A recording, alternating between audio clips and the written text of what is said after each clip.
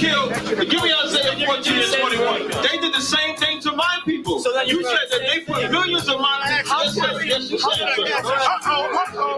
Should a murderer go to jail for murdering? Absolutely. Should a thief go to jail when he steals? Absolutely. Should a robber pay back the money he robbed? Absolutely. So why shouldn't the white man pay for what he did? That's right.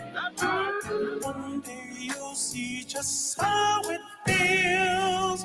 Payback is a dog.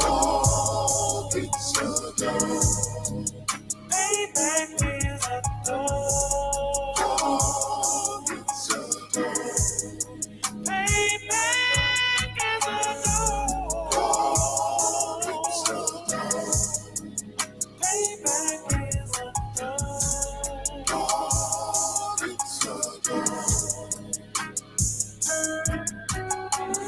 I'm in a hell of a hole, was never expected to grow. Just obstacles set in the road, that a result of me selling my soul. The story I'm telling is cold, but yet it's what everyone knows. The white man's the devil is known.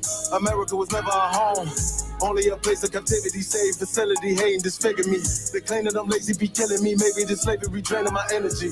400 years and counting. The trail of my tears is countless. The fact that I'm here is astounding, but I can't wait till this shit is surrounded. Ready to tangle my king and the angel, be ready to rap. Cracking the sky, nuclear missiles will make it official. I'm capturing every cracker surviving. Put them all in chains where they need to be. Slavery for me. And let the whole world see that with them in the cages, safer in the streets. Put the dog on a leash. Get resolved for the beast. 144, get the ruler show, we could all be at peace. As soon as the trumpets are sound, your kingdom we busting it down. The only way justice is found, the time for your judgment is now. You'll see just how it feels. Payback is a dog. It's a dog. Payback is a dog.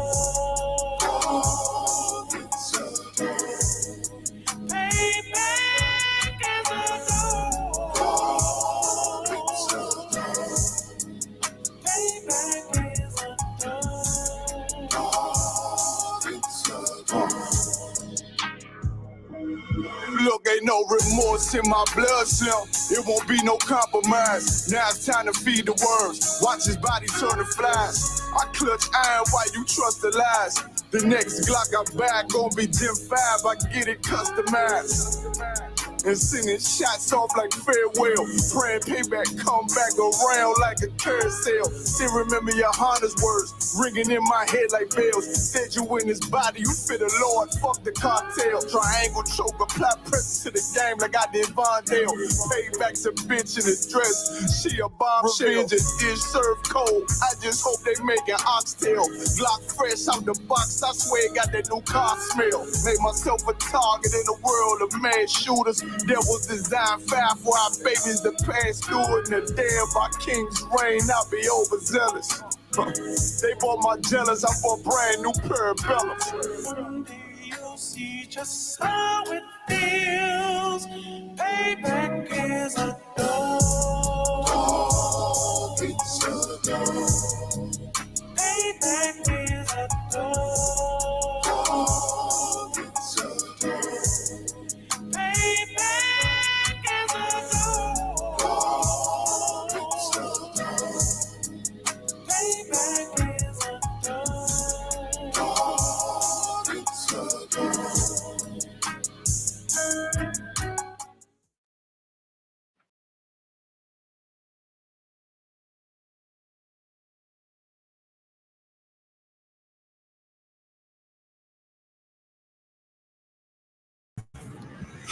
Hey, Shalom, Israel. Yahbashim Yahshua Barakatham to the brothers. Yahushua Malatham Bashim Yahushua to the sisters.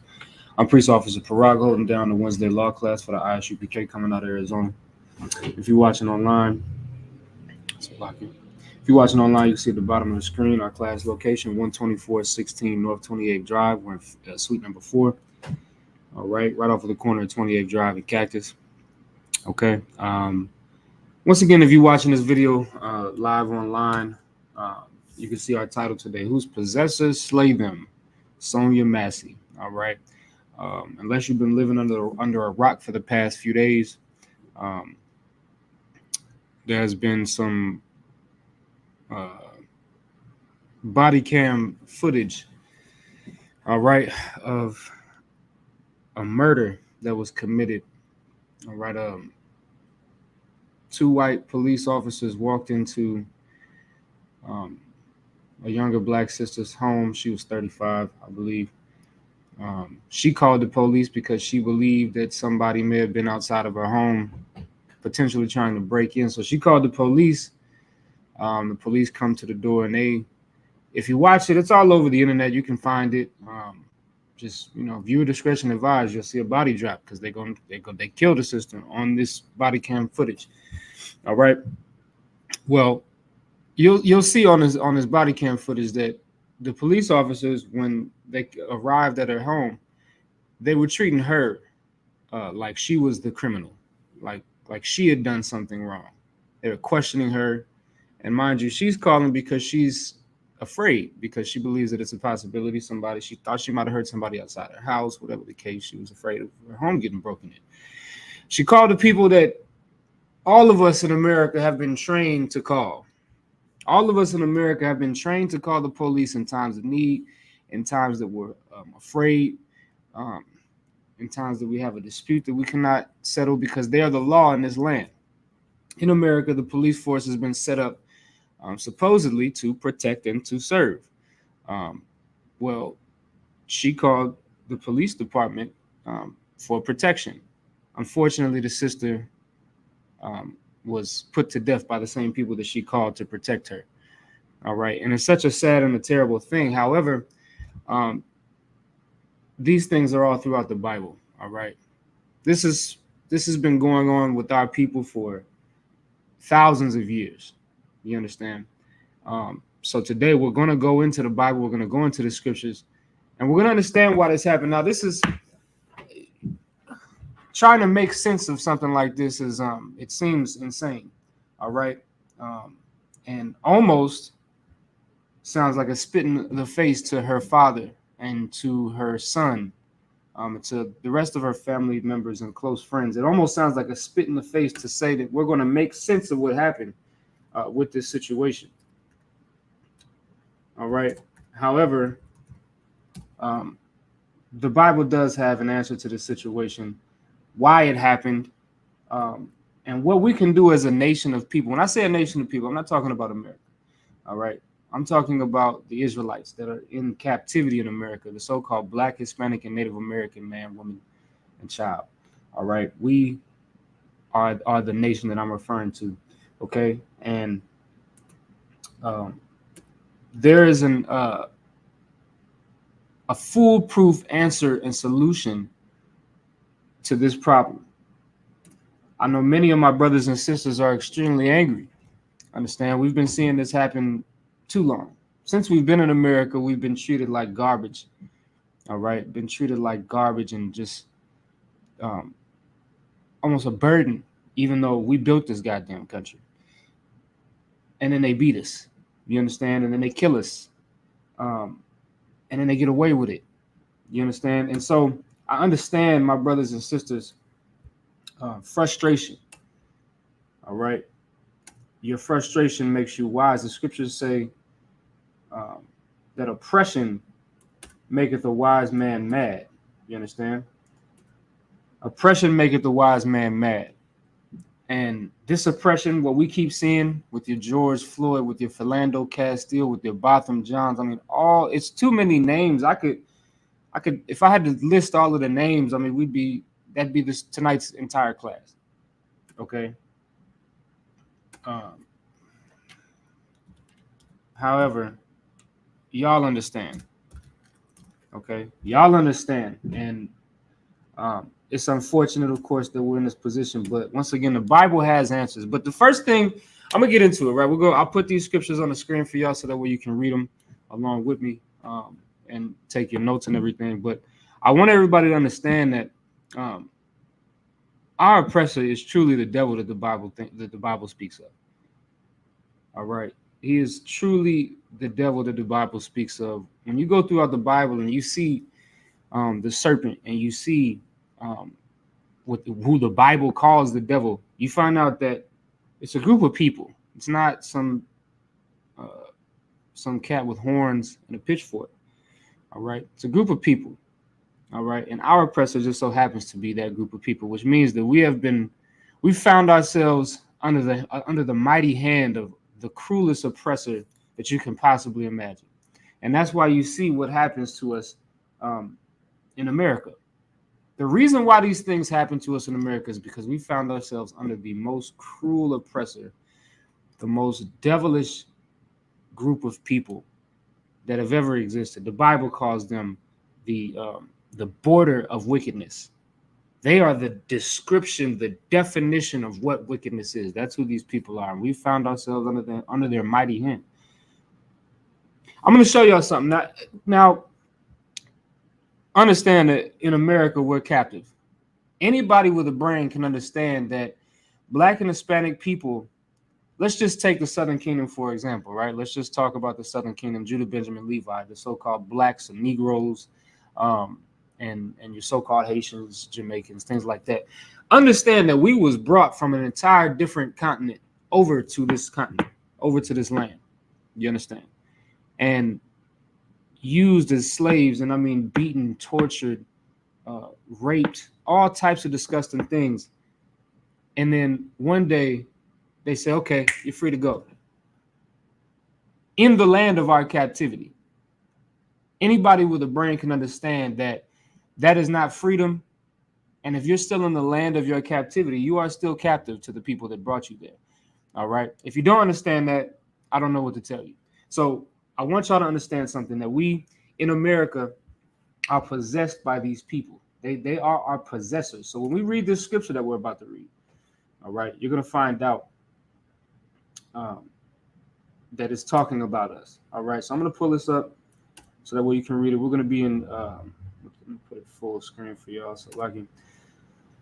We're going to be in Zechariah, the 11th chapter, and we're going to start at verse 4. And it reads, "Thus saith the Lord my God, feed the flock of the slaughter."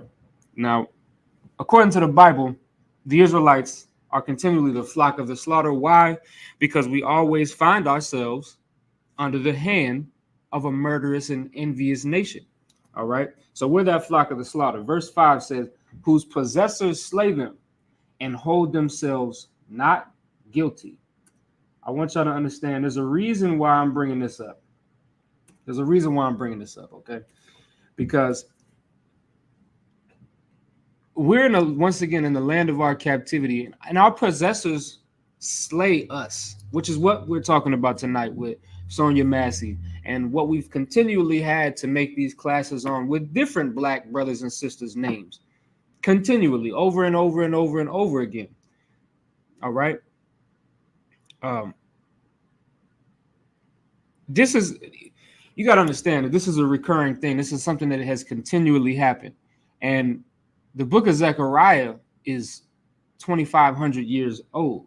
All right. And this has been happening since before that.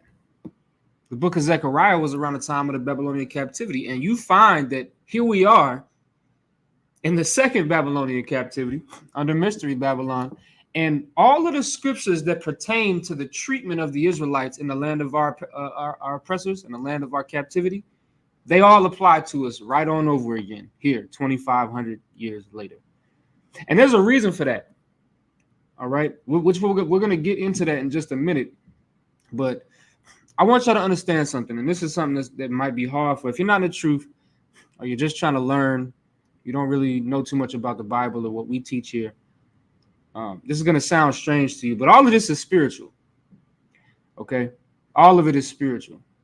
Our people getting put to death the way that they do, like dogs, that's spiritual. There's a reason why it happens. It doesn't justify why it happens, but there's a reason for it, and there's a solution to get up out of it, to get out of this condition. All right? Let's keep reading on that. All right? Let's keep reading. It goes on to say in the second half of verse 5, "And they that sell them say, Blessed be the Lord, for I am rich, and their own shepherds pity them not." Blessed be the Lord, for I am rich. You know, we are slaves in America, and they didn't stop selling us in 1865. You understand? It still happens today. All right? every job you get, even when you're the biggest rapper or biggest ball player, you're still getting sold. On down to the minimum wage job, you're still getting sold every single day. And guess what they do? They thank the Lord. They thank the Lord because they rich. They're waxing fat because of us, to our detriment and to their gain. All right. But then it goes on to say, and their own shepherds pity them not. What Christian pastors do you see? And that's what a shepherd is. A shepherd is somebody that's supposed to lead the people spiritually. All right. Well, your Christian pastor is not doing that job. Your black leaders are not doing that job. Your black entertainers, they're not doing that job. Although they assume the position to be shepherds, but they don't pity you. They're not going to do anything for Sonya Massey. They didn't do anything for George Floyd, but talk about it. Nobody's actually really willing to make a change and do something about the condition of our people. Nobody actually sits down and asks themselves, why in the F does this continue happening to us? Did we just get the short end of the stick? Is that what this is about? Is this just the unlucky of the draw? Like, what is this? What's the reason behind all of this? Nobody really sits down and ponders that. There's no in between. It's always a woe is me. I feel so bad for myself. And then on the other side, it's, well, I don't care about it because it ain't happening to me right now. And so that's why the scriptures are telling us that our shepherds, they don't pity us. Creflo Dollar don't give a damn about Sonya Massey. He's not enraged about this situation. And most of the people that will try to speak up and say something about it, they're not actually enraged. They don't actually care. You know why? Because in a month, they're going to stop talking about Sonya Massey. They won't even talk about her anymore. They'll go on with their life. In the ISUPK, we do not continue on with our lives when we see things like this happen.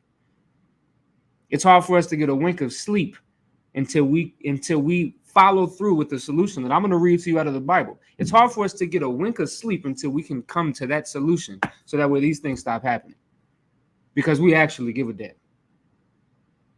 The scriptures say in the book of Ezekiel to mark them, to sigh, and that cry for the abominations that are done to his people Israel. All right.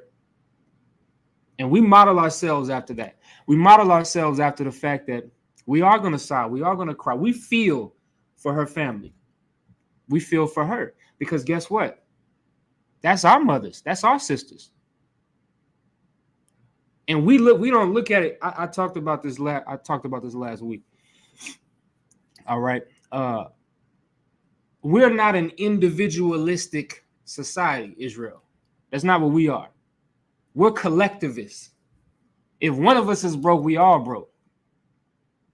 If one of us is dying, we all better act like we dying. We better do something about it. If our sisters and our brothers is getting put to death like this, it's like my mother just died. It's like my sister just died. It's like my brother just died, my father. That's the way we look at it. It's not just some lady on the TV. This is our family. We're not individualistic. We don't just look at it to where we only concerned about ourselves and whether or not it's affecting us directly. In a collectivist society, it affects you, whether it's affecting you directly or not. It's going to affect you. Because if one of us is jammed up, we all in a jam. And you're going to find out that you better start thinking like that. You better. Because God looks at it like that. When the condition of our people waxes worse and worse, even if there's some of us that are not going through these things, the Most High lumps Israel all together. So you better start thinking like the Most High. But we're going to keep going. We got more scriptures to get into. All right. I want to talk about something. I'm going to pull it up on the screen for y'all. I want to talk about something. All right. Because this is another thing that we consistently see happening. A few years back, there was a brother, autistic, and he might have had a couple other mental disorders. He was wilding out. He's having an episode. Okay. His mother, who was his caretaker, and this brother's grown, I believe. I think he was in his 20s. Okay. His mother, who was his caretaker, calls the police. And she only calls the police. She tells the police over and over again. She says, now he has mental health issues. All right. He's unstable. I just want you guys to know that before you come over here. But I really need your help to take care of him because he's acting too wild. Right. He's having some sort of autistic fit or something like that. Right. The police come over there and kill the brother. And she called for the help. And then here we have the same, and this is something that is not new. This happens all the time. And very few of these instances get publicized. But here we have a similar situation. All right. This sister, Sonya Massey, called the police to tell them that she feared for her life that somebody may be trying to break into her home. So she calls the police over there because that's, once again, in America, who we're taught to call for help. And they treated her like the criminal, questioned her like the criminal, treated her like she was going to hurt them somehow with a pot of water, and then killed her. I'm going to show y'all something. Now, this is in the Bible, all right? That situation is not new. We're going to be in Psalms, the 50th chapter. The 55th chapter. All right, we'll put it up on the screen for y'all so you can see it. We're going to be in Psalms 55. I hope y'all can see. Let me see if I can zoom in a little bit. Ooh, that might be too much, so lucky. All right, that might be better, though. Yeah, I think that's better. All right, so now we're going to read this. Psalms, the 55th chapter, and the 20th verse says, He hath put forth his hands against such as be at peace with him. He hath broken his covenant. Read that again. It says, He hath put forth his hands against such that be at peace with him. He hath broken his covenant. Now, I know that everybody knows in the United States of America that the police, when they swear in, they swear to protect and to serve the people. That's the covenant that a police officer makes when he joins the police force. He swears to protect and serve the people of the United States of America. That's what he swears in to do. That's his covenant. That's what a covenant is when you swear on something. But time and time again, we find it evident that our oppressor is not a man of his word. He's not a man to uphold covenants. To the very root of this nation, when I say this nation, I mean America, as so-called discovered by Columbus. All right, those people that came and took this land from the Native American Indians made hundreds of so-called peace treaties or covenants with the so-called North American Indians, the tribe of Gad, according to the Bible, and broke all of them, broke hundreds of them. This man has proven time and time again that it is evident that he will never hold to his covenant. You cannot trust him. But once again, the Bible says that this man is the devil. The term devil means deceiver, it means a liar. He's going to deceive you and he's going to lie to you. And that's exactly what our oppressor is. That's what he is. And he's shown it multiple times, over and over and over again. And it's our fault that we keep falling for it.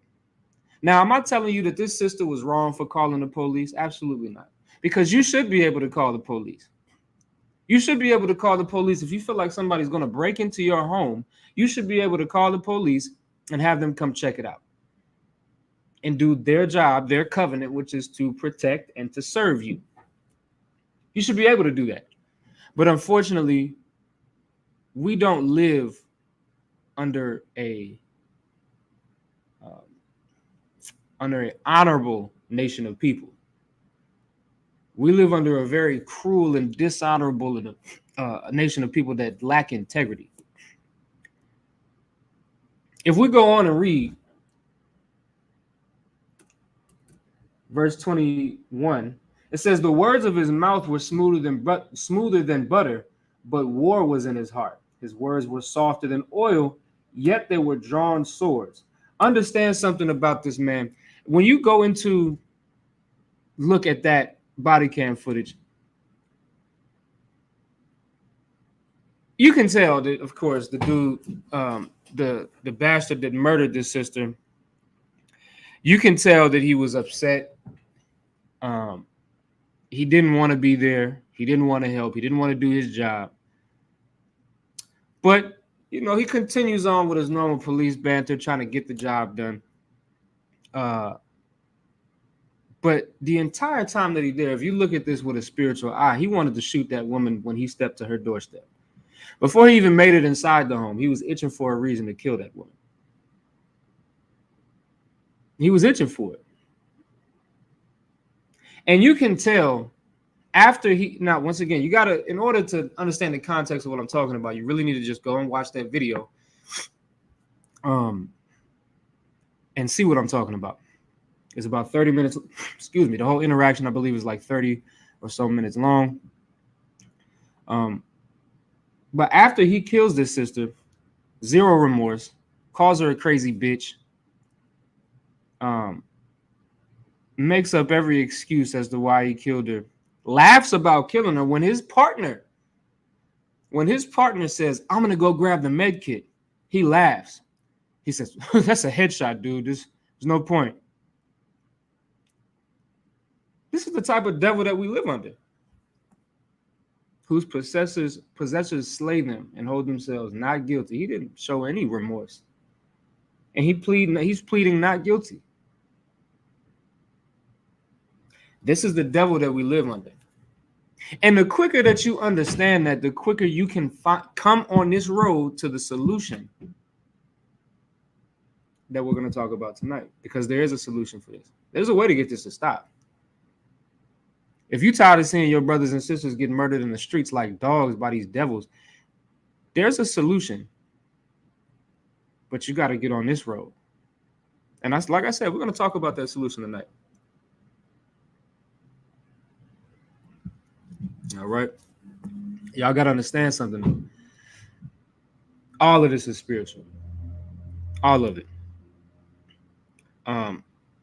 Here's part of it. And when I read this, if you don't understand the way we think and the way that we operate, it may not make sense to you at first. It might sound ridiculous. However, by the end of this class, you'll understand. But I want to read this. Verse 22. It says, cast thy burden upon the Lord, and he shall sustain thee. He shall never suffer the righteous to be moved. That's the solution. Now, I understand that sounds extremely broad. We'll dive deeper on into it as we continue reading these scriptures and breaking them down tonight. But I want you to understand that that's your solution. You're going to have to cast your burdens on the Most High. You're going to have to but the thing that most people fail at is understanding what burdens to cast off. You don't think that living in America under these white people is a burden. And if you do, you think it's a light one. You don't truly understand who your enemy is. The book of Ecclesiasticus in the Apocrypha tells us in the 12th chapter, never to trust your enemy. Because they'll make themselves, I'm very loosely paraphrasing, but they will make themselves seem to be a friend to you, seem to be like America is the place for you, and you can do whatever you want. It's a land of opportunity. We're not racist anymore. That's so 200 years ago. They're going to tell you that. But then the Bible tells you in the book of Ecclesiasticus, it'll be like as if you were to have wiped a looking glass. Imagine having these glasses on. And they dirty. You can't see out them. They smudged all up. For anybody to wear glasses, listen, you ever been in a bathroom with a shower on, then things get fogged up. You can't see nothing. The Bible says it'll be like as if you were to take them glasses and wipe them and then put them back on. And you'll see what's actually been in front of you the entire time. See, the glasses were so dirty and fogged up that you didn't understand there was an enemy right in front of you this entire time. But once you clean those glasses off, you'll look and you'll see, damn, that's been a devil in front of me this entire time. That's my enemy. I thought it was my friend. That's what the Bible talks about, because most people don't understand who their enemies actually are. And I say most people, I mean it. Most people do not understand who their enemy actually is. Most of the people that you think are your friends are truly your enemy. What I want y'all to understand from this is that you have to understand, based off what we just read, you have to understand what your burden is. You have a burden in America. America is your burden. So just like Revelation, the 18th chapter tells you, you have to come out of America, come out of Babylon, come out of her ways, out of her culture, out of her society. And that's casting your burden on the Most High. That's what truly casting your burden on the Most High looks like. Now, I'm going to go to another scripture just so we can really drive this point home before we continue. All right. So we're going to go to the book of Lamentations written by the prophet Jeremiah.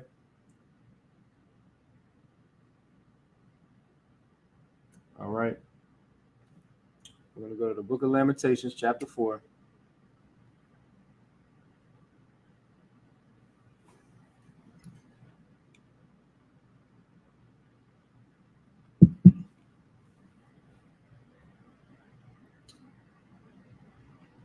I'm going to pull it up on the screen so that way y'all can follow along. All right, Lamentations, the 4th chapter. We're going to read at the 17th verse.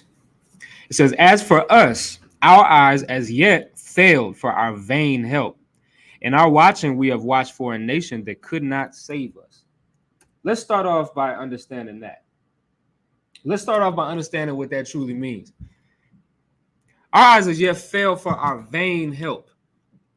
In our watching, we have watched for a nation that could not save us. That sister, once again, I'm not saying the sister was wrong. She should be able to call the cops. However, she was looking for a nation that could not save us. And this is what I want people to take away from this. These types of instances, and I'm going to keep saying this throughout this class. These types of instances should show you who your enemy is. It should show you who your enemy is. If you call this group of people for help and they come, and you see this continually happening to your group of people.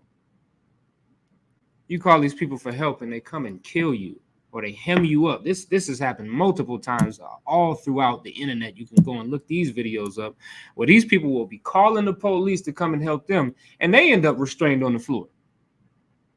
That's the least of what they're going to do to you. You understand? Because we're watching for a nation that cannot save us. White people, these people that run this country, they're not in this for you. Don't forget, they built this country off of your blood, sweat, and tears, off of your rape and off of your murder and off of your abuse, and then turned around and gave you nothing for it. As if anything would have sufficed. But goddamn, the least they could have done is give you your credit. But they're not going to do that, and they haven't, and they won't. Because this nation of people that we're under, once again, is the most vile, disgusting. Read Romans, the 9th chapter, we'll find out. This is the most vile and disgusting group of people, and they are evil above all else. Once again, the Bible calls them the border of wickedness. That's the group of people that you're dealing with. Why on earth do you think that you can trust them? That's just what it is, man. And once again, our eyes as yet, they failed for our vain help. We're looking to them, we're pleading with them to help us. They're not giving us the help. They're not going to, because once again, they're not in this for you. They built this off of your broken back. And they don't feel an ounce of remorse for it. They don't care. Nobody cares about slavery. They don't care about that. Let's read verse 18. Forgive me, y'all. Verse 18. They hunt our steps that we cannot go in our streets. Our end is near. Our days are fulfilled, for our end is come. They hunt our steps that we cannot go in our streets. This, now remember, when you go into, I'm gonna give y'all a slight history lesson about Esau, which is the so-called white man, which is our oppressor today. When when you go into the book of Genesis, the 26th chapter, you find that Esau was a cunning hunter. All right. Esau was a cunning hunter. That's the description of who he is today. That's who he was back then, and that's who he is today. He's never changed. He's a cunning hunter, a man of the field. He's a wild beast, and he's bloodthirsty. When you read Ezekiel, the 35th chapter, you find out that this man is absolutely bloodthirsty. The scriptures say, since you have not hated blood, because our oppressor does not hate blood. He loves it. He eats meat raw. He loves blood. But the blood I'm talking about is spilling the blood of our people. They love that type of blood. They're bloodthirsty. They have a deep-rooted passion for drawing blood, for killing. They kill for fun. Israelites don't kill for fun. What I mean by that is like hunting. When we go hunt, we want to take the thing that we hunted back home and eat it. It's never been in us to just go and shoot stuff and kill life for no reason. But our oppressor will go out there and he'll kill a deer just to take a picture with it and then hang his head up in his wall, on his wall. Because he finds murder and death and killing, he finds that to be sport. We do it for survival. We do it because we want to eat. That's it. That's what our nature is. But his nature is just to kill for sport. Well, Esau is that cunning hunter. All right. Well, Lamentations, the 4th chapter, the 18th verse says that they hunt our steps. They're good at it too. Why do you think they get away with it so much? They get away with it because it's once again, it's in their nature to do that, to be that way, to operate that way. But once again, the more you know about what type of man this is, and that he is that cunning hunter, that subtle beast. When you go into Genesis, the 3rd chapter, when it talks about that serpent, that subtlety, that cunningness, the more you find out about this devil and you apply it, you'll be able to understand finally the solution to get out of this situation so that this stops happening to our people. But only until you recognize who your enemy is. Once again, the first step is recognizing who your enemy is. If you don't know who your enemy is, you can never fight. You'll never be able to fight. But we're going to go into Deuteronomy, the 28th chapter real quick, all right? I want y'all to follow along.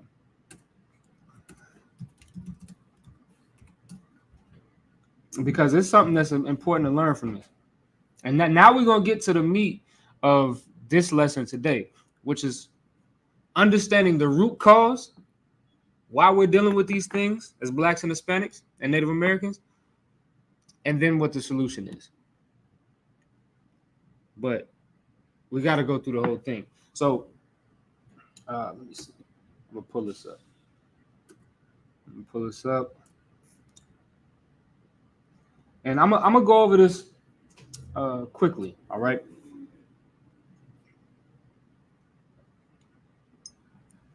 I'm going to go over this quickly.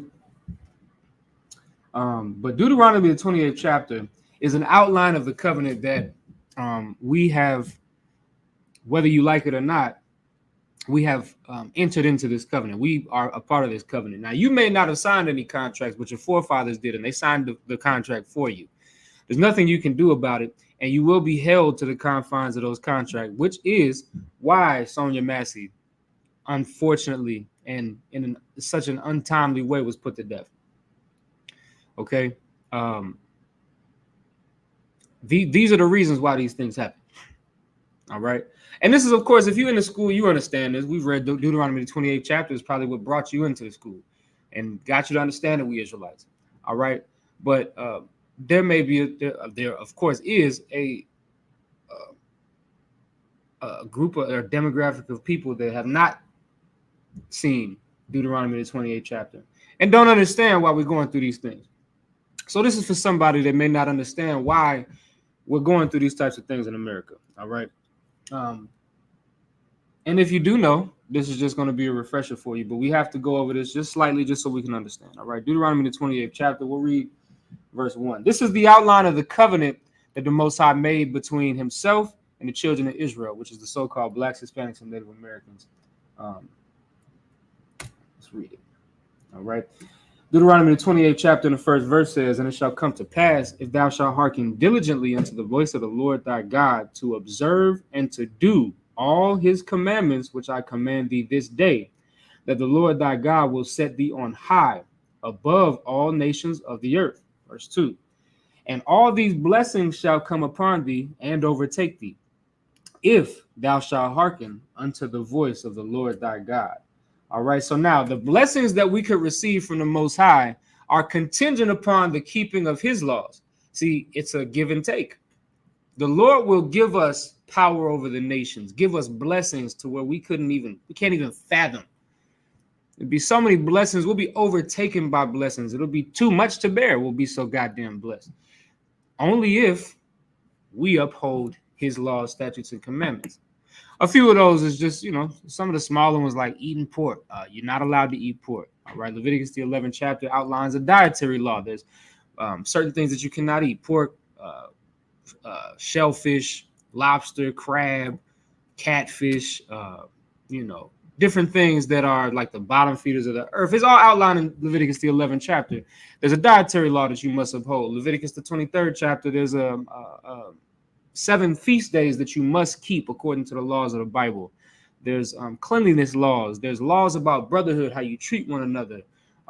Everybody knows the so-called 10 commandments in Exodus, the 20th chapter. It's a lot of different commandments and things that you have to follow in order to receive the blessings that we just saw on the screen, right? Deuteronomy, the 28th chapter, in the 1st and 2nd verse. All right. So that's what, and of course, you can watch our classes and you can find out, all right, more, but we have a law class that we teach every Wednesday, which is today, right? You can find out more about the different types of laws that you must keep in order to gain favor of the Most High. But of course, this is contingent on the nation as a whole keeping it. Listen, this is what I was talking about earlier. Israel is not an individualistic society. We have a culture of being collectivist. It's all for one and one for all. All right. Once again, if one of us is jammed up, we all in a jam. Well, us as a nation have not done this. What we just read, we didn't do that. And how, you want to know how I know? Because we're not getting blessed. And this, once again, is the outline of the covenant. Let's read something else. Now, once again, that's the outline of if this is the good side of that covenant. All right, this is the good side of that contract. If we just follow these laws, statutes, and commandments, we're going to be in the Most High's good favor, and he's going to bless us and make us rulers above the other nations, all of that, right? And the things that you see happening right now to our brothers and sisters getting put to death like dogs, those things wouldn't be happening. But of course, we understand that we have not done those things. Most people didn't know that the Bible tells us that we cannot eat pork, shrimp, crab, lobster, shellfish, catfish, things like that. Most people didn't know that there are holy days in the Bible that you must keep. You must keep the Sabbath according to the Bible. You must keep the Feast of First Fruits. You must keep all of these different feasts, Passover, unleavened bread, all of these feasts you must keep in order to be in the confines of this contract. But most people didn't know that, which goes back to when we read Lamentations, when we read Zechariah, When we read Zechariah, it said that our shepherds pitied us not, because they're the ones that are supposed to be teaching you, hey, did you know the Bible tells us we have to follow these types of laws? We have to do this. We can't eat that. We have to celebrate these holy days. We can't celebrate Christmas. That's pagan. That's unlawful. That's breaking the first commandment. Thou shalt have no other gods before me. But they're not teaching our brothers and sisters that, which is why, once again, the scripture's telling us that they don't pity us because they don't care, because they're getting rich off of celebrating Christmas with you. But that's another story. I want y'all to just understand that. Now, Deuteronomy, the 28th chapter, the 1st and 2nd verse, it outlines the promises for the blessings if we were to keep our end of the covenant. But then we'll scroll on down. We'll go down to Deuteronomy, the 28th chapter and the 15th verse. And it reads, Deuteronomy 28:15, it says, but it shall come to pass, if thou wilt not hearken unto the voice of the Lord thy God, to observe to do all his commandments and his statutes, which I command thee this day, that all these curses shall come upon thee and overtake thee. Remember, in the first 2 verses of this chapter, it outlined all of the good things. And really, from verse 1 down to verse 14, we skipped a lot of it because we'd be reading all day, but read it on your own time. Deuteronomy, the 28th chapter. The blessings are absolutely beautiful. It talks about how blessed we'll be. We'll have an abundance of everything. We'll have all of the land we need, all of the food, all of the water, all of the rain. We'll have everything we need if we only keep the law, statutes, and commandments. That's it. That's all we got to do. That's a damn good trade to me.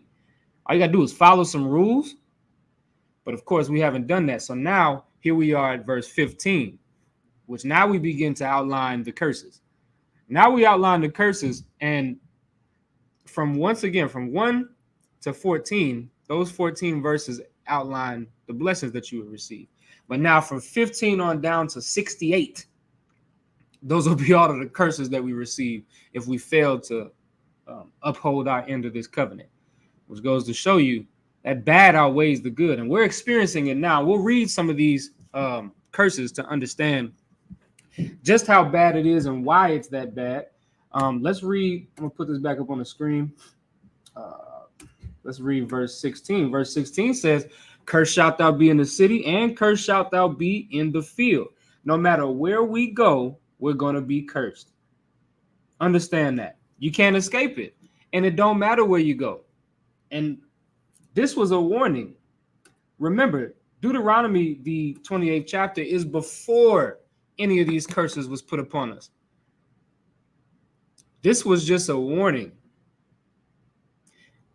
But let's continue. All right, I'm going to read a couple of these curses that we're going to find that directly associate with the situation that we just saw with this poor sister, Sonya Massey.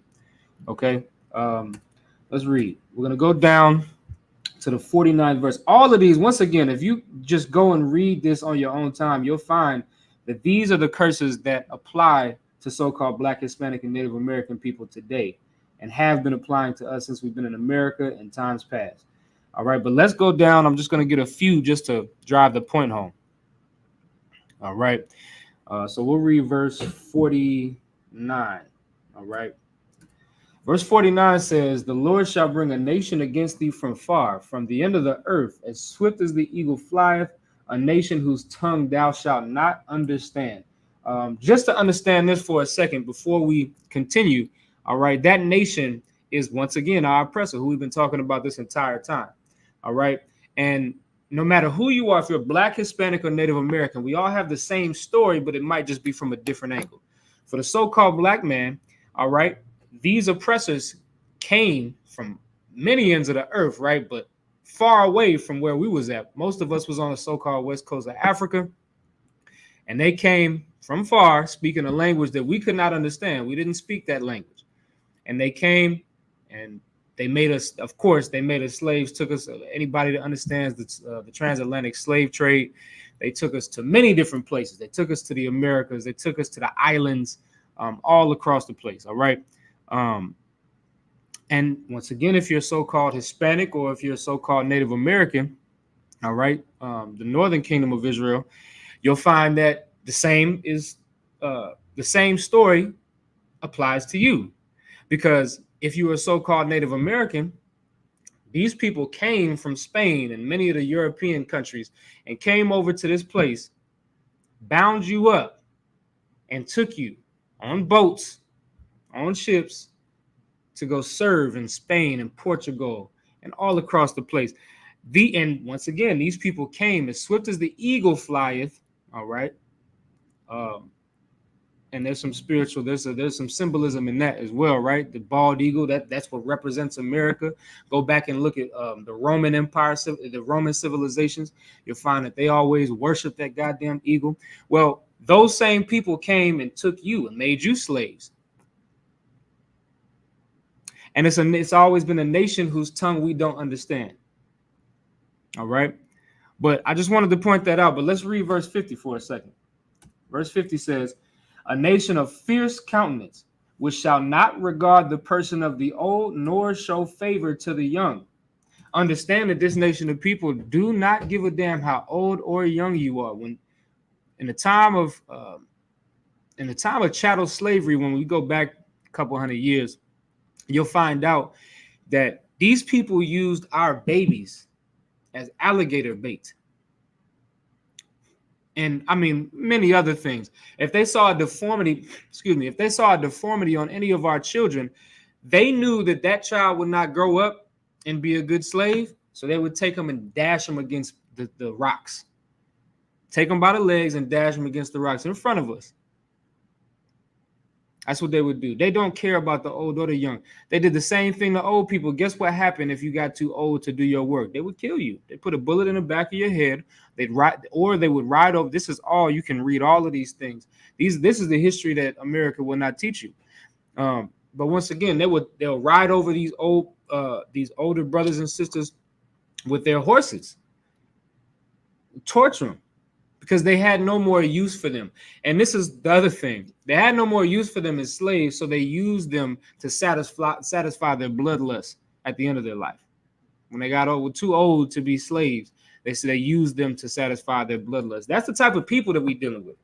All right, so they don't have regard for the person of old, and they're not going to show favor to the young. They don't care. If you a nigga to them. That's what it is. And that's how they look at you. But see, we so far removed from understanding that, once again, they don't want to teach critical race theory in these schools. I don't blame them, because some of the things, many of the things, a majority of the things that these people have done to us are absolutely horrific. And if I was that nation of people, I wouldn't want to be reminded about how terrible of a person I am. I wouldn't want to be consistently reminded about how terrible my forefathers were to these poor brothers and sisters. I wouldn't want to be reminded of that either. So I don't blame them. However, it's necessary for us to understand. Let the schools teach what they teach. We're going to teach our children in here to understand how much of a devil you really are. We don't need the schools. We've never needed the schools to teach our children anything of value besides how to be a slave in America. But we'll teach our children how much of a devil you are. We don't need critical race theory. You understand? Let's keep reading some of these curses, because these things apply. Now, remember, we just read that this was a nation of fierce countenance. How evil, once you have to watch that video. You have to watch the body cam video so you can understand how fierce and evil this man was. He drew down on this woman because she had a pot. They told her to go get this pot of boiling water because they were afraid the house was going to burn down. So we don't want the house burning down. Yeah, you can go grab that pot of water. She picks up the pot of water. They move back. They start backing up. And she's looking at them like, you know how our sisters is? She's looking at them like, where y'all going? What's wrong with y'all? Why y'all backing up like that? You understand? They're like, oh, no, I'm not going nowhere. But they backing up because they start to get, I guess, spooked because she had this pot of water that she grabbed because they told her to grab it. And, once again, you know how our sisters is, especially if they're religious. And so she told these goddamn police officers, she said, I rebuke you in the name of Jesus. Dude said, what? And she said, I rebuke you in the name of Jesus. And I'm just gonna tell you what he said. So it's gonna be vulgar, but I have to say it verbatim. He said, you better fucking not. I'll put a fucking bullet in your face. He said, I'm gonna shoot you in the fucking face. That's what he said.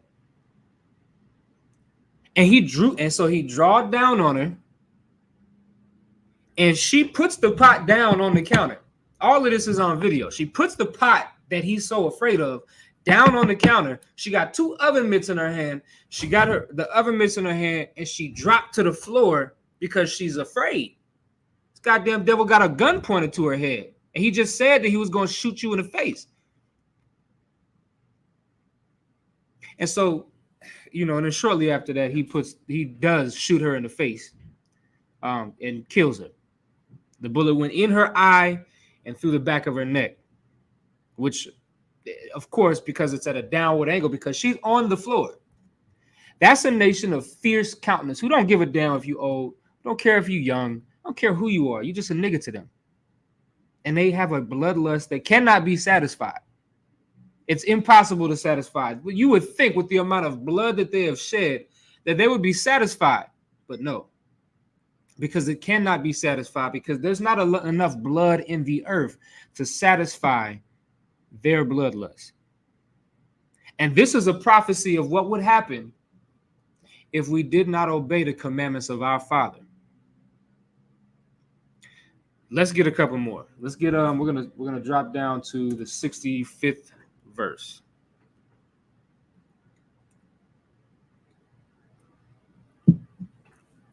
Drop down to the 65th verse. And once again, many of these will, of course, apply to us. These are all curses about the children of Israel. I just want to be very specific with what I'm bringing out tonight. All right, so Deuteronomy 28:65 says, "And among these nations shalt thou find no ease, neither shall the sole of thy foot have rest, but the Lord shall give thee there a trembling heart, and failing of eyes, and sorrow of mind, and thy life shall hang in doubt before thee, and thou shalt fear day and night, and shalt have none assurance of thy life." This is what happens to us in America, especially after situations like this. The problem is that we're so short-minded, because for 2, 3, 4 weeks, we're going to look at this situation as a collective. We're going to look at this situation and we're going to say, these people are evil, and we can't trust police officers, and we can't trust our oppressors. We're going to look at it like that for 4 months, and we are going to live out this curse. We're going to realize, damn, I cannot trust these people. But the problem is just how quickly we forget. The problem is that we forget too quickly how much of an enemy this man is to us. It's going to be 4 weeks from now that you're gonna get back with your white friends. You're gonna talk this, but this is what most people that got white friends are gonna do. They're gonna talk about this with their white friends, and their white friends are gonna be outraged. Their white friends are gonna talk to them about this, and they're gonna, yeah, man, she didn't deserve that. I was scrolling through TikTok. I saw on TikTok, oh my God, the white people coming out the woodworks talking about how evil this was. And they know it's evil. The problem is they'll do the same thing to you, and you don't even realize it. They'll do the same thing to you. I'll give y'all the perfect example. I cannot recall the sister's name, but this happened to a sister under a decade ago. I think it was back in 2018. But there was a sister, right? She had nothing but white friends. All right, nothing but white friends. All her white friends was having a sleepover, a slumber party. And this sister was, I think, in her 20s. A bunch of grown, people having this, how girls is, they silly. And so they're having this sleepover, right? And there's a picture, it's a very eerie picture, because this sister ends up dying that night of that sleepover with all of her white friends. All right. And if you look at this picture, all of these people profess to be her friend, right? But if you look at this picture, it's like 10 people. Everybody is leaning away from her. This sister dies that night. She gets tossed over the balcony. Come to find out, they didn't like this sister. They was friends with her, because that's what white friends are to black people. They just, they get along with you until they're done with you, until they're tired of you. See, and y'all got to understand something. That's not the only time that's happened. You find all matter of fact, I'm gonna show y'all this since I got this pulled up. I'm gonna show y'all something.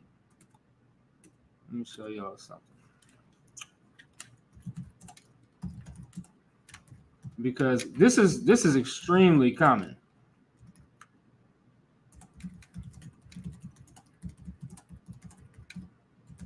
Let me show y'all something real quick.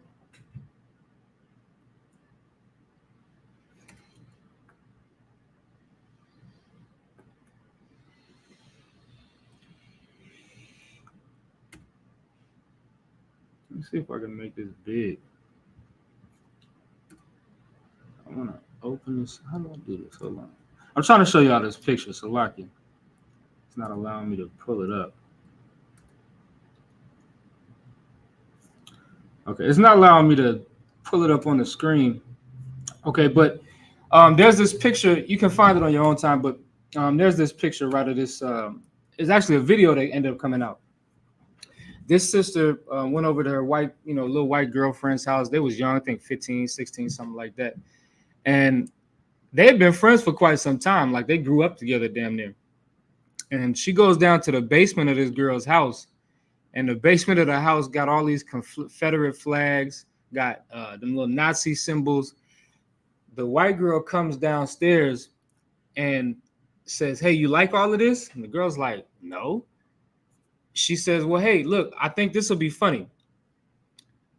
Get up on this stool, right?" They got this stool. They put the stool up. She ties a rope around one of the rafters in the basement, and then fashions up a noose and puts the noose around her and records it as it so of course some sort of sick joke.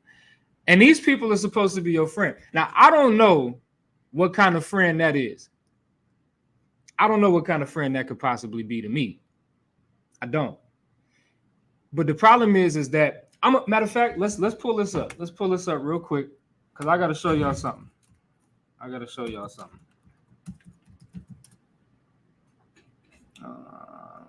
Hold on real quick. It's in the Apocrypha, so I got to go to a different website.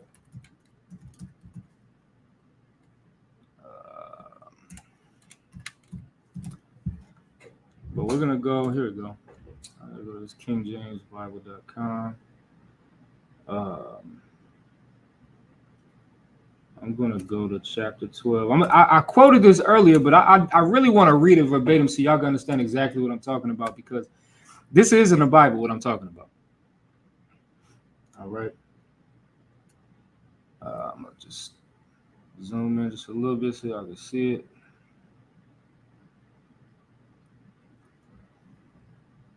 All right. I'm going to pull it up on the screen for y'all so you can see it. So we're in the book of Ecclesiasticus in the Apocrypha, chapter 12, and we're going to start at verse 10.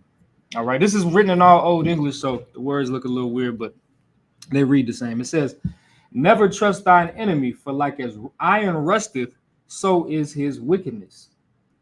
All right. It's in iron's nature to rust. It's going to happen. All right. You ever seen an iron fence that's got rust all over it? It's in its nature to do that. Well, your enemy, it's in his nature to be an enemy to you. All right. Let's keep reading. It says, verse 11, "Though he humble himself and go crouching, yet take good heed and beware of him. And thou shalt be unto him as if thou had wiped a looking glass, and thou shalt know that his rust had not been altogether wiped away." Remember, that's what I was talking about earlier. All right. That's what I was quoting earlier. Okay. He's going to humble himself. He's going to go crouch, and he's going to make himself seem like he's a friend to you. And that's what it's all. That's what you take it on a major scale. That's what Joe Biden's been doing. That's what Donald Trump's been doing. That's what just that stupid broad Kamala Harris is doing. All of them, they make themselves seem like they are your friend and like they're for you. These are the same people that was locking you up. Joe Biden did the same thing. Called black men super predators. What kind of goddamn title is that to call a person? To call a group of people? He said he didn't want his grandkids growing up in a racial jungle. This man is one of the most racist people you could think of in politics. However, he's come across as, because he goes crouching, because he's humbled himself, he's made himself to look like he's your friend. To look like, yeah, I could trust this guy. He can get the black vote. Kamala Harris ain't even black. She a goddamn East Indian. But she gonna put, I saw this damn meme on Facebook. She gonna put the hot sauce on the okra. On the collard greens. You know. I saw a comment from Captain Ariya. He said, "Yeah, man, whoever put the most hot sauce on them collard greens, that's who them brothers gonna vote for." And that's true, because that's how they get your vote. They go crouching. You understand? They humble themselves and go crouching, but the Bible tells us take good heed. Meaning, don't let that fool you. And be aware of him. And thou shalt be unto him as if thou had wiped a looking glass. It's going to be like your lenses was foggy. You couldn't see what was right in front of you until you wiped it. You wiped them, you clean them glasses, and you realize that this person that's in front of me isn't who I thought he was. And that's what this Bible is trying to tell you. The scriptures tell you, be not ignorant of anything. Don't be ignorant. Excuse my language. I mean, not excuse my language, but don't be ignorant. All right. So like y'all, I'm like coming down with a little bit of a cold, but we're gonna keep reading, we're gonna keep pushing. All right. So let's keep reading. Verse 12, it says, set him not by thee, lest when he hath overthrown thee, he stand up in thy place. Neither let him sit at thy right hand, lest he seek to take thy seat. And thou at the last remember my words and be pricked therewith. See, you're not going to realize that they're your enemy until it's too late. This sister that we're talking about tonight didn't realize that those people was her enemy until it was too late, unfortunately. All right. That doesn't justify the situation by any stretch of the imagination. However, I would like to make sure that when these things that we bring these things out so that way you can understand. So you're not next. Because see, once again, you cannot be in the fight if you don't know who your enemy is. You wouldn't know who to fight. So these things are extremely important. All right. But it says, set him not by thee. Don't be friends with these people, man. I understand that listen, Officer Apayak say this all the time. White people have been some of the nicest people to him. I mean, think about it. We treat each other extremely terribly. Black people, Hispanic people, Native, we treat each other absolutely terrible. So I understand where a lot of people come from. How you gonna say they are the devil? Here's why I can say that they are the devil. Because they all come from the same place. They all come from they all are the same nation of people. They got the same progenitor. They got the same spirit. The Bible calls them the border of wickedness. The Bible says that they must be cut off for their iniquity. The Bible tells me that these people are my enemy. So these things that we're talking about tonight are not about our feelings and the way we feel and about how Becky was nice and how Tommy was a cool guy. That's not what this is about. See, us as a people, we got to get off of our emotions and the way that we feel and think about things. You're going to have to take the Lord's word for it, because if you were to take the Lord's word for it, you will come to find what we have found in here, which is the fact that these people are our enemy. We've had that looking glass wiped clean so we can see that our enemy has been in front of us the whole time.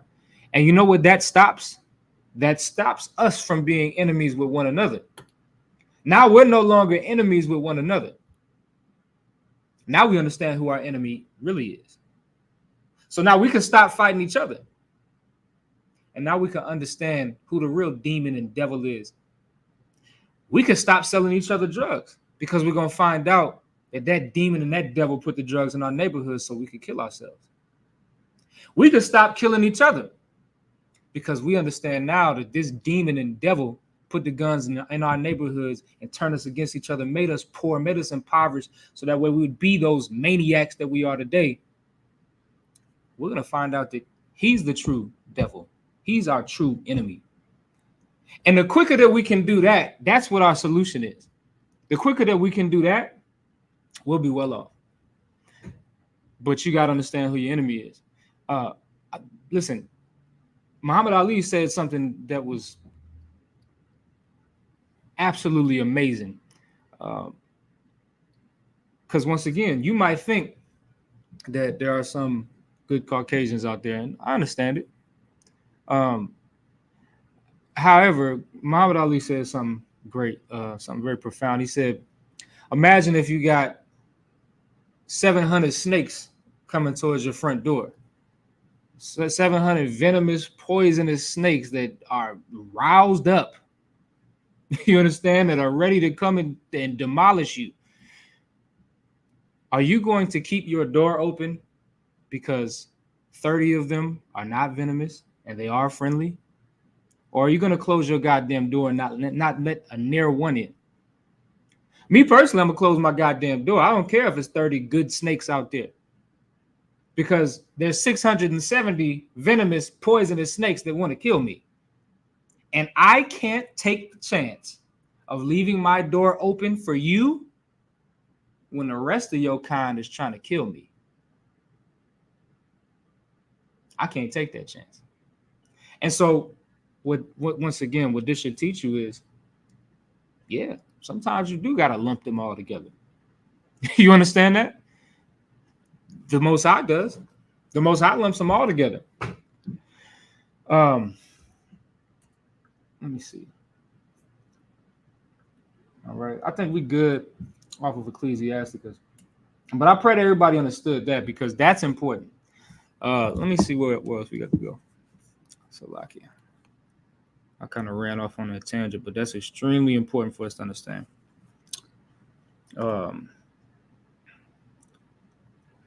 Let's see. Okay, we can get this real quick.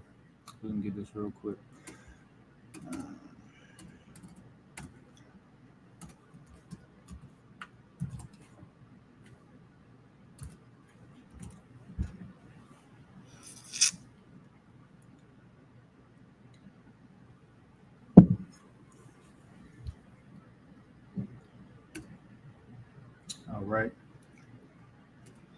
Let's get Obadiah, the first chapter. Was the only chapter. This whole chapter, this whole book of Obadiah is about Esau, which we understand to be the biblical name for the so-called Caucasians. Let's read it. Let's read it from the top. Let's read it from the top so we can understand who this is about. And this is a book of prophecy. It prophesies the characteristics of Esau, but also their demise, and why they must be destroyed. Like, as if it's not enough for you to see what's happening in America. Well, 2,500 years ago, the Lord already knew what was going to happen and knew that they needed to be destroyed. Let's read it. I'm going to pull it up on the screen. It's Obadiah 1. Let's start at the top. All right. So Obadiah 1:1, it says, the vision of Obadiah. Thus saith the Lord God concerning Edom, which is Esau. We have heard a rumor from the Lord, and an ambassador is sent among the heathen. Arise ye, and let us rise up against her in battle. Let's get verse 3, right? Verse 3 says, the pride of thine heart has deceived thee. Thou that dwelleth in the clefts of the rock, whose habitation is high. What is a Caucasian? A Caucasian means cave dweller. They dwelt in the Caucasus Mountains. All right.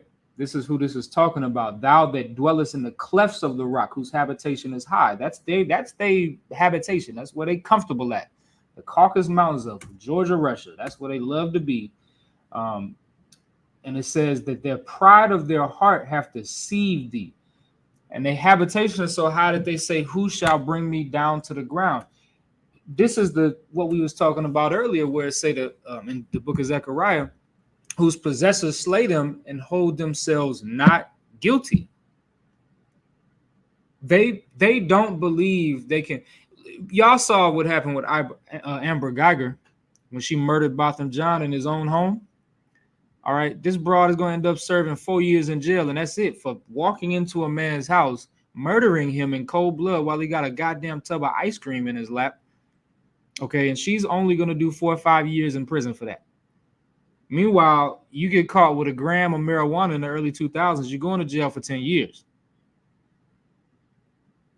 You understand? And not make that make sense. You can't. But the problem is the Bible can make sense of that.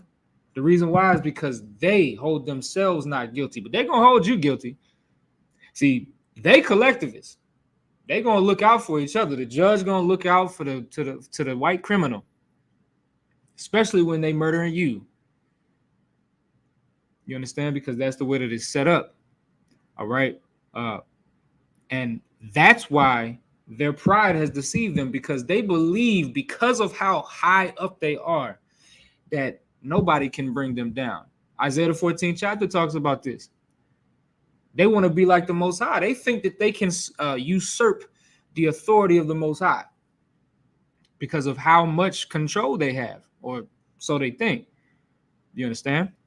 But however, their pride has deceived them, because the Lord is going to bring their kingdom down. Let's read the rest of this verse.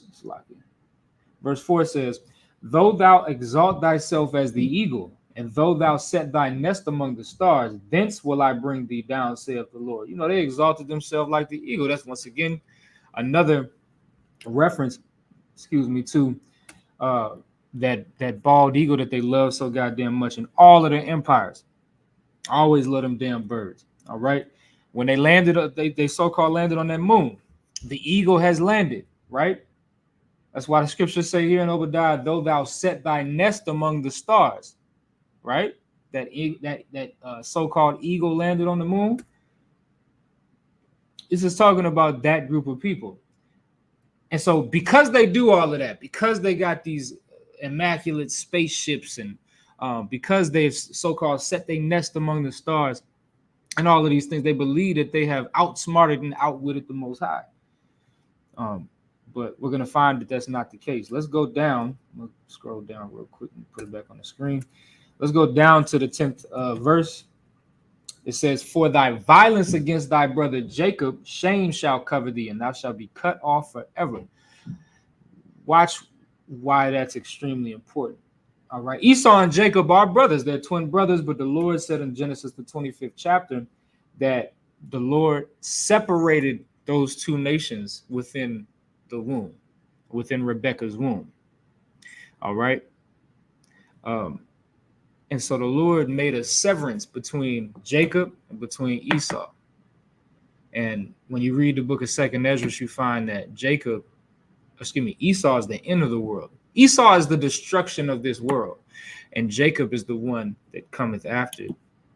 All right, is the beginning that come after, because Jacob is about building. Israel is about building. All right. And Esau is about destruction.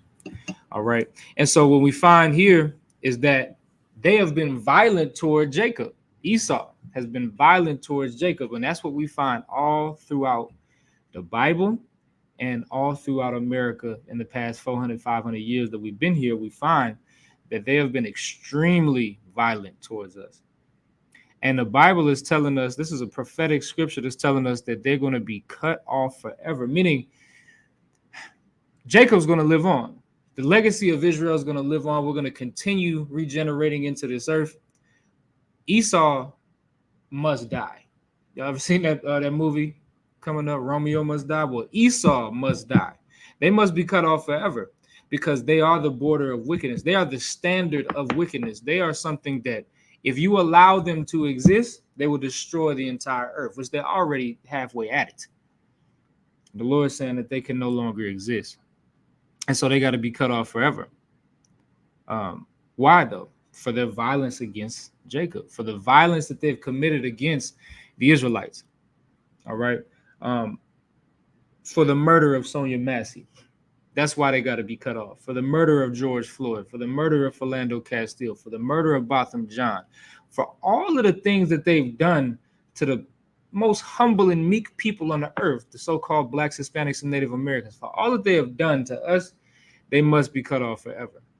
All nations have had a hand in, the destruction of our people. All nations. However, there is one nation that is the border of wickedness, that is the number one perpetrator, and that is Esau. That is our oppressor. So now that's the cause for all of these things. The solution is this. The solution is that we must go back and we read Deuteronomy, the 28th chapter. The solution is that we must keep the laws, statutes, and commandments, but there's something that must happen first because we can't do it alone. All right. I'm going to give y'all the solution. I'm going to put it right in front of you on the screen. All right. And this is the solution. The book of Zephaniah, chapter 2 and verse 1, it says, gather yourselves together. Yea, gather together, O nation, not desired. That's the solution. The solution is that we must gather together. Why is this scripture so important and so heavy? Because what nation is it telling to gather together? It's the nation that's not desired. Well, that's obviously us. We're so not desired that if we call the police to come check on our house, we the one get shot. We so not desired that if we call the police to come do a welfare check on our son, they're going to kill our son. That's how not desired we are. And so you know what we must do according to these scriptures is we must gather together because nobody else wants us. Let's just face that. Nobody else wants us. They don't want us around. They see us walking up and down the street and they clutch their purse. If they women, either that or they just lie on us and tell and try to get us killed by bearing some sort of false witness on us, like that's happened so many times, or they just shoot us, like they did Trayvon Martin, because we are not desired. They don't want us. But you know what we got to do? We got to say, well, we don't want you neither. We don't need y'all. Y'all need us. We built this country. This country would not exist if it wasn't for the blood, sweat, and tears of the so-called blacks, Hispanics, and Native American Indians. That's what built this country. So, no, we don't want y'all either. Y'all don't want us. We don't want y'all. I understand our work here is done. We built the country for y'all already. I understand it. Now we got to focus on building ourselves. And that's the solution. When we start to put them away from us and we focus on building with each other, that's the solution. Because guess what? If Sonya Massey was in here, she's not calling the police because she thinks somebody might be breaking into her home. She gonna call me. She gonna call my brothers in here. And we gonna come. And we're gonna make sure her home is secure. That's what we're gonna do. And guess what we're not gonna do? We're not gonna kill her in the process. Because see, in here, we actually took an oath to protect and to serve our nation. And our nation is the so-called blacks, Hispanics, and Native Americans. We're going to protect and serve the best interest of our people. So that's the solution. The solution is that we got to gather together with ourselves. We got to be a collectivist. And that's going to solve all of our problems. But we got to get to that point first. And the first step is being in these classes. The first step is joining with your brothers in a concerted effort to join our people together so that way we don't have to deal with this no more. We're going to serve the Most High God, and the Lord is going to look down on us, and he's going to see how we've joined together and we've kept his laws, his statutes, and commandments. He's going to say, this surely is a people that I must protect. This is a people that I can no longer see these things happening. Babylon has got to fall tomorrow. We have to provoke the Most High to say that. But we can only do that when we come together. And that's the hardest part. I mean, I did it. My brothers did it. My sisters did it. But we need all of us. That's the whole reason why we do this.